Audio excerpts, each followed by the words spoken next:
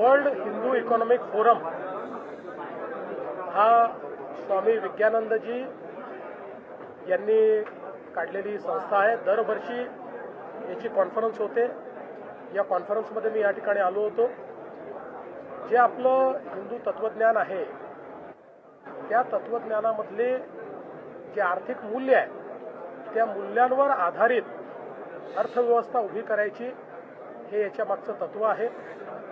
जगाच्या अर्थव्यवस्थेमध्ये 25% कॉन्ट्रीब्युशन असलेला भारत आज या ठिकाणी पुन्हा एकदा प्रधानमंत्री मोदीजींच्या नेतृत्वात पुढे जातो आहे आणि त्या दिशेने जात असताना ज्या मूळ तत्वांच्या आधारावर भारताने अगदी अतिप्राचीन कालामध्ये प्रगती केली ती तत्व समजून जर आम्ही त्याचा आधुनिकतेशी मिलाप केला तर पुन्हा एकदा भारत हा विश्वगुरू होऊ शकतो।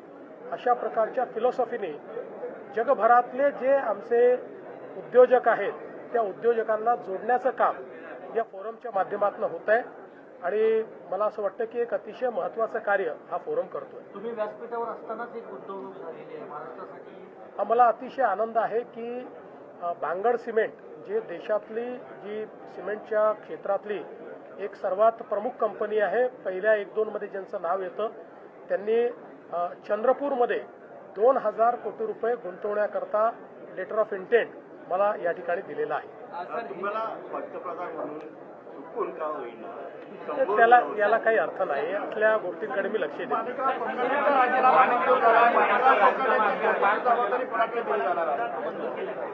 माणिकराव कोकाटेंचा राजीनामा मंजूर करण्यात आलेला आहे आणि त्यांच्या खात्यांची जबाबदारी आता अजितदादांकडे देण्यात आलेली आहे। मध्ये बिबट्या घरात बसलेल्या आहेत, 3 जणांना जखमी केले। त्या संदर्भात लगेच आपली टीम त्या ठिकाणी कार्यरत झालेली आहे। हे सगळे वाढते प्रकार अत्यंत गंभीर आहेत, म्हणूनच आपण आता रेस्क्यू सेंटर्स तयार करायला मोठ्या प्रमाणात काम सुरू केलेलं आहे। बिबटे देखील आपण पकडतो, पण रेस्क्यू सेंटर तयार करून त्याच्यामध्ये बिबटे सोडणं हे आता महत्त्वाचं आहे। त्याकडे अतिशय वेगानं काम चाललेलं आहे। झालं आता सांगितलं। समोर आलेलं आहे महाबळेश्वरच्या इथे आणि त्याच्यामध्ये विरोधकांचं असं म्हणणं आहे की एकनाथ शिंदेच्या निकटवर्तीयांचे त्यांच्या नातेगोत्यांमध्ये हे कारखाने आहेत। इतक्या मोठ्या प्रमाणामध्ये कोकेन महाबळेश्वर पातळीसारख्या हिल स्टेशनला सापडलेलं कारवाई होऊन पहिल्यांदा तर मी पोलीस विभागाचं अभिनंदन करतो की हा जो काही त्या ठिकाणी धंदा चालला होता तो पूर्णपणे त्याचा पर्दाफाश करून आणि त्याच्यावर मोठी कारवाई पोलिसांनी केली आहे।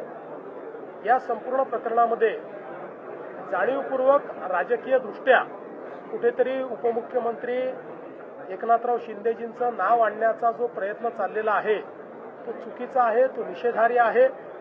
कुठल्याही पद्धतीनं आतापर्यंतचे जे काही एव्हिडन्सेस आहेत त्यात त्यांचा किंवा त्यांच्या परिवाराचा या ठिकाणी कुठलाही संबंध दुरान्वयानेही आलेला नाही। त्याच्यामुळे मला असं वाटतं की कुठेतरी दिशाभूल करून अशा पद्धतीनं बादराने संबंध जोडायचा हे काही योग्य नाही आहे। या संदर्भात पूर्ण चौकशी आम्ही करतो।